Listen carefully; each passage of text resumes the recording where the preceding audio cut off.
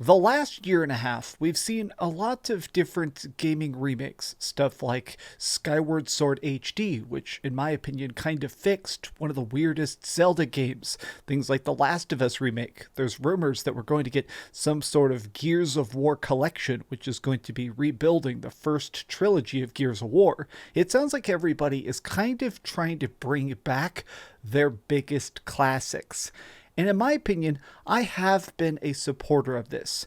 I actually like remakes as long as they're decently done. They give me new features, they give me new gameplay, they give me new graphics, stuff that's actually going to make it feel like a remake. Now, surprisingly, there has been a lot of negativity around the Dead Space remake, and I kind of want to talk about it because I think people are just a bit confused and very wrong.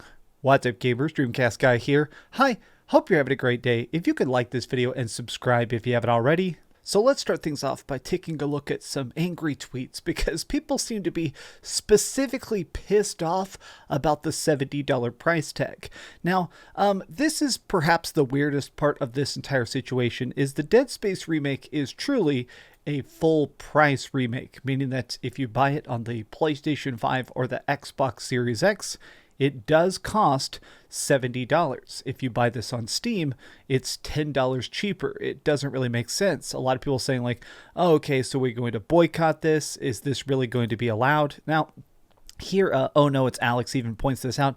It's super weird. $60 on PC or $63 if you have the EA Play membership. Honestly, the whole $70 price tag is very, very strange. Look at this. But people are saying, do we need to call this a cash grab? Is this really worth the $70? Y'all are hypocrites. As it stands, I do think the $70 price point is weird, but personally, I am going to be paying it. In a lot of ways, this is actually a completely new game with new sound effects, new dialogue, new all sorts of stuff. It is actually basically Dead Space rebuilt.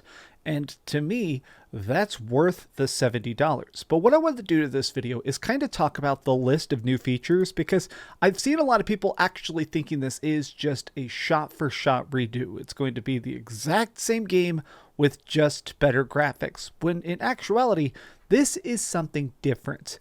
This is something better. Anybody who's played Dead Space 2 and 3 knows that those games definitely expanded on the original idea. Dead Space 1, definitely still the scariest of the original trilogy, but part of it came down to the fact that Dead Space 1 was so claustrophobic. It would literally lock you in rooms and try and spook you by having monsters pop out of the vents and stuff. This new game with the new graphics, I wanted a bit more than that. I wanted to make sure that it was actually going to be, modernized horror for a retro style of game. I found this little tweet thread by my buddy here, Aesthetic Gamer. It's Ryan, and he sort of kind of spells out all the additional stuff that's been added to the Dead Space remake. And to be perfectly clear, I'm just so freaking excited for this game. I kind of wanted to go through all the stuff because I want to make it so that you guys understand why the Dead Space remake is actually a remake. This is completely new content. Here is a shorthand list of new features for the Dead Space remake the creators have already revealed. Number 1, expanded story. Isaac not only talks and has more agency in the story, but various side characters have more of a role. Some characters who were previously only audio logs now have actual screen time. The plot reflects stuff later, like Dead Space 2, Extraction, Dead Space 3. More, the story is greatly reimagined. Now, some people may not know this, but originally, there is a lot of supplemental Dead Space content. I actually have the Dead Space books, there's the Dead Space movies, there's the Dead Space puzzle game. Yes, that actually exists. They took all those additional pieces of world building and lore and stuff and used that to basically retroactively put those events into Dead Space. To me, this alone is completely worth the price tag. That is incredibly freaking badass. Just the idea that we're actually going to see the true story of Dead Space 1, that seems epic. I also like that it's always been very peculiar upon replaying the trilogy that in the first game, Isaac is practically mute. He talks so little. There'll be huge monsters and stuff going completely haywire, discovering the gigantic plot twist, and Isaac is just sitting there watching these events unfold. I'm glad we're going to get the chatty, conversational version that popped up in Dead Space 2, where, hey, you're allowed to voice your opinion, even if it is just "this sucks." But going back to this here, the USG Ishimura is now fully explorable. You can wander across the whole ship freely and backtrack to anywhere. Also confirmed there's new rooms, routes, and obstacles to make it fully explorable. That sounds fantastic. They did release a 4K trailer recently, and it was kind of interesting just to see stuff already being teased as new side routes, new extra pathways, new extra stuff to make this feel different besides just spookier monsters.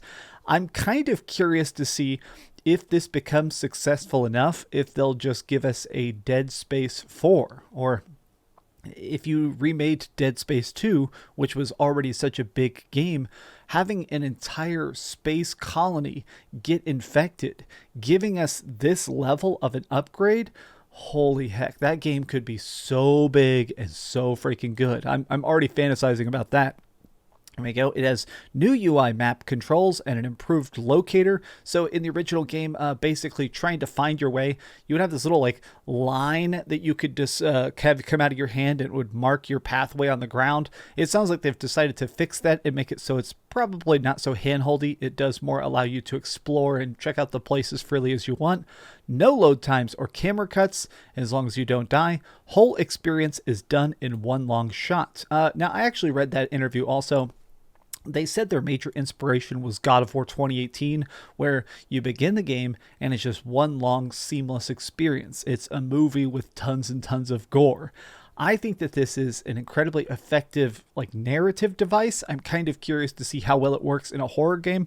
I can't think of a single horror game that's all one big long piece. And that alone kind of makes it super fascinating to me. Zero G now lets you fly fully in 360 directions, which means sequences are completely reimagined, as well as new additions, areas to the Zero G. The Zero's G sections were actually some of the scariest because in the original game, it'd get so dead silent. You'd just be in areas filled with corpses and you're trying to solve puzzles. It sounds like this has just been, like it says right here, completely reimagined. I still think that that's going to be one of the most divisive sections of the game, is because honestly, Dead Space is most fun when you're running around punching people and chopping up monsters, cut off their limbs. But I'm kind of curious to see what the reimagined 360 controls. I mean, it sounds like at the very least it may be horrifyingly disorienting, but here we go. New additions. The Necromorphs have a new peeling system, so you can shoot and see enemy muscle and bone. Shoot the bones to remove the limbs to give a greater shooting feedback. A new intensity director, which adjusts the game's difficulty based on how you're performing. It changes the AI behavior difficulty of how many enemies spawn, etc. If you're doing well or poorly, it ups or lowers the difficulty. Also controls environmental effects, such as how intense or poor light, smoke, particles, and effects are, such as Isaac's audio changes based on how stressed he is. That is quite a major advancement in technology, just the idea of a horror game that's constantly trying to make it built to be the most horrifying, experience to your tastes. I also have heard that some horror games have the problem of being so spooky that people don't finish it. Resident Evil 7 famously had a lot of people, 15% of the people that bought the game were unable to complete it just because they were so terrified. I do think that as a game developer, that probably looks poorly to you. Just to see people paying for the game, which is good, it can fund a sequel. But if it's too scary to finish, I think people at the top probably fear it will hurt the franchise. I think it's interesting, the idea of the game actually making more enemies, more smoke, more spookiness to try and make it so it's always keeping you on the tips of your toes. Honestly, everything about the Dead Space remake sounds so fun. This is just Dead Space propaganda because honestly, I'm just so glad this game exists. Personally, I'm definitely picking this up. I'm not sure if I'm picking up for $60 on Steam, but I'm probably going to buy a physical $70 copy on PS5 just because that's how excited I am to have another spooky chapter in frickin' Dead Space. But what do you guys think? Are you excited for the Dead Space remake, or does this seem like kind of a meh thing? Tell me your thoughts in the comments down below, and if you enjoyed this video, give it a big old thumbs up, share with your friends, and subscribe if you haven't already. But do me the biggest favor of all, and keep dreaming. Man, I still just can't believe this exists. Thanks so much for watching that video. If you want to see something else, you can always click this link to see what I put up last, or, subscribe and see what's coming up next. Also, I promise that whatever I do, it'll try not to suck.